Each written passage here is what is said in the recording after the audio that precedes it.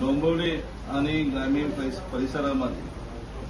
अनेक दिवसापासून विजेचा जो लपंडाव चालू आहे आणि एकदा लाईट गेल्यानंतर 8 ते 10 तास किंवा 16 तास आणि मग त्यामुळे नागरिकांना प्रचंड त्या गोष्टीसाठी सामोरे जाणं लागतं आणि मग त्याचा जाब विचारण्यासाठी आम्ही टाटा पॉवर येथील ऑफिसमध्ये आपले कार्यकारी अभियंता बोडके साहेब यांच्याकडे आम्ही सर्व पदाधिकारी, आमचे कल्याण जिल्ह्याचे उपजिल्हा प्रमुख सन्माननीय राजेश कदम, संपर्क प्रमुख विजय खानकर, नगरसेवक राजेंद्र मराठे, नगरसेवक सूरज मराठे, संपर्क प्रमुख सन्माननीय ओम लोके आणि सर्व पदाधिकारी आज आम्ही इथे जाब विचारण्यासाठी आलो होतो.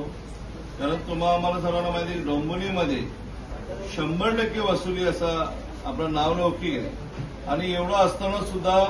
डोंबिवलीकरांना विजेसाठी प्रचंड नाहक त्रास होत असेल तर तिथे कुठेतरी चुकीचा हा कारभार चालू आहे आणि मग त्याच्यासाठी जाब विचारण्यासाठी आम्ही या एमएससीबीच्या ऑफिसमध्ये आलो होतो. त्यांच्याशी आम्ही चर्चा केली, सकारात्मक चर्चा केलेली आहे की कुठल्याही हालतमध्ये डोंबिवलीतील लाईट ही जाता कामा नये, ग्रामीणमध्ये लाईट जाता कामा नये आणि ज्याप्रमाणे स्मार्ट मीटर लावले जातात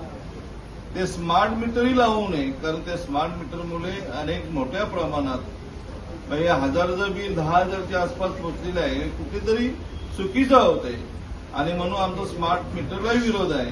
आणि ते लावू नये म्हणून असं आम्ही कार्यकारी अभियंत्याला सांगायला आलो होतो. कार्यकारी अभियंत्याची आमची बोडके साहेबांची आमची सकारात्मक चर्चा झाली. त्यांनी आम्हाला आश्वासित केलेलं आहे की कुठल्याही हालतमध्ये आम्ही स्मार्ट मीटर लावले जाणार नाही आणि जो विजेचा खोळंबा झालेला आहे